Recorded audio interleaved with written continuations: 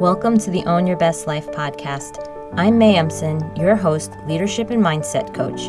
Here, we talk all things spiritual, mindset, business, leadership, and wellness for the modern seeker who wants to align their life with purpose and inspiration. We'll cover career changes, stress management, meditation, energy, intuition, and more. Each episode holds spiritual and practical tools to help you live a life of your wildest dreams without getting burnt out along the way. Ready to live a life on your own terms? This is the Own Your Best Life podcast. Welcome to episode number 188 of the Own Your Best Life podcast. So we spend approximately 1/3 of our waking hours working, sometimes even more. And if you are unhappy with your work, you're going to find it very hard to ignore. And when you're spending so much time doing something and you still feel stressed or unhappy or exhausted or even disengaged, you're going to wonder, is it really worth it? So today's podcast on whether it is normal to be unhappy at work is going to help you figure out why you're feeling less than thrilled with your job work situation. So I created this podcast because I know many of you are in this transition of thinking about what you want, yet you're so busy that you often think it's just normal to feel this down and stressed about work. Our cycles of negative thinking just keep perpetuating themselves, and we just think this is how everyone is.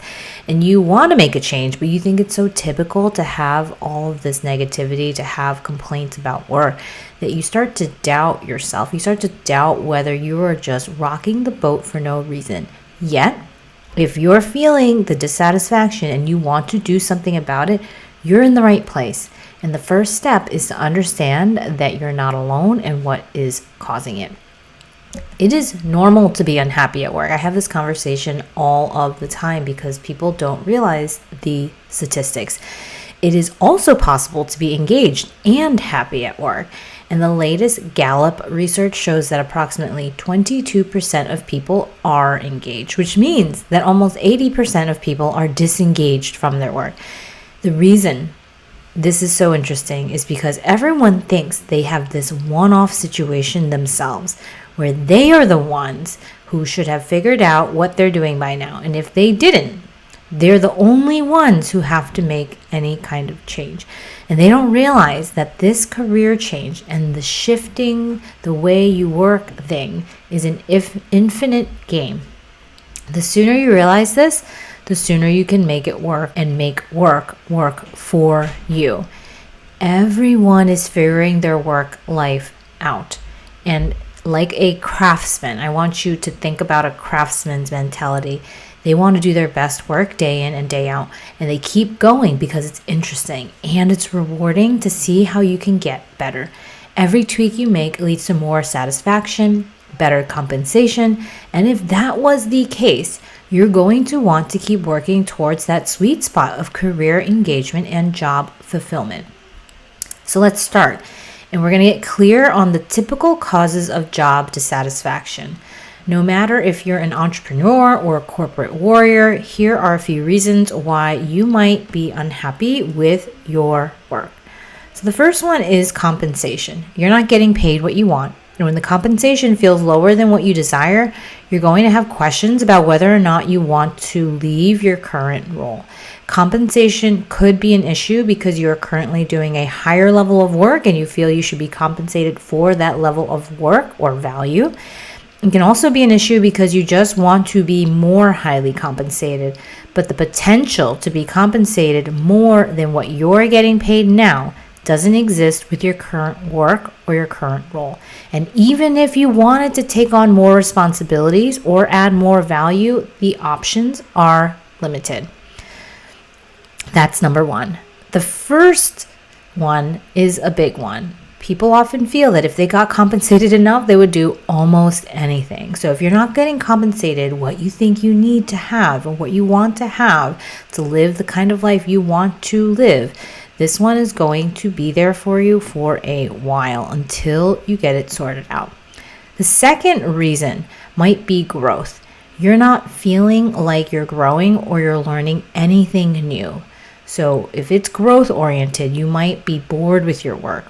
You might worry that you're not making any progress because learning has always been important to you. You don't feel like you are growing into something new. So you might also feel like you've tapped out on what you've had to learn at this stage of your career, in this role or this level of work. You want a challenge, you want variety, or just something that gives you the feeling like you're doing work that you're proud of and that you're accomplishing new things. You may also want to be using your strengths and your gifts, but you don't feel like you have room to use your strengths in this type of work. So you want to develop skills, you want to become best in class, and this doesn't seem like the kind of work that leads you to becoming an expert in an area where you are truly passionate and where you are truly gifted. So that is growth. That is number 2. A big reason why people want to change with their work or do something different, or whether they're unhappy about their work, is because of growth and not feeling like they have enough growth in the ways that they want to grow in. Number 3 is relationships or family. You're not spending the time you want with your family or loved ones. You might be missing important events, or you might be there, but you're just really stressed. So even if you're physically there, you're working or you're thinking about work. You might be traveling more than you would like to travel, working from the office when you'd rather be at home, or you might have unpredictability with your schedule and therefore less flexibility to plan to be off or to take time off when you want. You don't really feel in control of your time or your energy, and therefore your quality of experience with your relationships takes a hit, right? So that's number 3. Not enough time with your relationships and family. And if you have the time, you don't feel like you're fully there. Number 4 is impact. That's another reason people don't feel happy at work. When you don't have impact, you don't feel like your work has much significance or that you're contributing the way you want to contribute to the world around you. Perhaps you can stretch the work, you can see the meaning of what you do and how it's important, but you don't really believe it. You want to feel proud of what you're accomplishing, that it means something to you, and that you're working towards goals and a mission that you're aligned with and that you're passionate about and more directly involved in. Okay, number 5, autonomy. Another reason why you might be unhappy is that you don't have the flexibility you desire in either the way you do work or in how you spend your time. You feel like everything has to be approved or run through someone else, or that you have very little freedom to work in ways that suit your schedule, your lifestyle, or even your thinking preferences.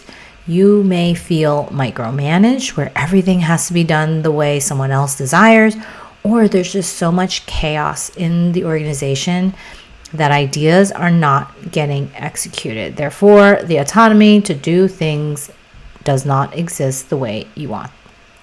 All right. Number 6 is community. You're not part of something bigger than yourself.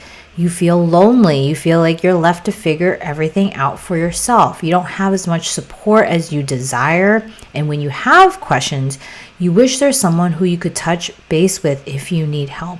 You want to be more connected. You want to develop great relationships with people you care about and who care about you, even outside of work. And you want to feel like there's a lot of opportunities to meet people, to grow, to do even more interesting things with interesting people. You know that relationships lead to loving your work even more, and you want to be surrounded by people who you respect and who you admire. So that's number 6. Number 7, the 7th reason you might be unhappy at work is that you are dealing with your physical health. You're tired and stressed. So the physical toll starts to become apparent. It starts with a few missed workouts or just less sleep. Then you might feel like you're inconsistent with your health routines. And eventually you might even feel like you're gaining weight, eating more than you think you should, or becoming less fit. You're in maintenance mode and not thinking about how to stretch yourself with some new health and fitness goals because it's hard to find the time and energy. You think that work just has to take priority over your health. So it's okay. As long as you're making money and people are happy with your work, You'll sleep or you'll exercise more on the weekends to make up for the lack of sleep or movement during the week, but you find that you wish you could go outside more often or just spend more time moving your body or just eating better and not stress eating. And sometimes this will lead to burnout, where you're chronically stressed, you're physically exhausted, you have little time for yourself to refuel and recharge, so your own body weakens, you start to get more sick more often, and you use food, alcohol, things like that as a coping mechanism. All right, number 8, last but not least, of the big reasons why you might be unhappy with work is emotional health. You might find yourself more irritable and more negative. If you're overcompensating at work to try to have a great attitude, you might get home and back to your personal life and find that your patience is even shorter. You start to lose some confidence in yourself because you've been feeling like you've been wanting to make a change for a while, but you haven't seen anything change in terms of figuring out either what's next or how to actually change the lifestyle to one that works better for you. You might even start to feel desperate because you need the money from work and you're doing it so you don't want to quit, but you want something to change and you don't want things to keep going like they are. So all of these are symptoms of a misalignment of who you are, what you want to do, and what you're currently doing.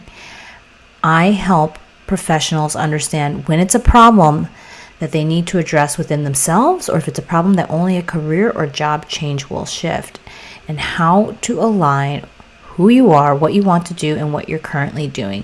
This is how you stop wasting time and energy jumping from role to role, moving up the ladder, or just waiting for the role to come to you. If you feel stressed and think I should just be grateful, you don't have to feel that way. You can feel like you're well compensated, you're doing work you love, and that it is what you are actually doing today.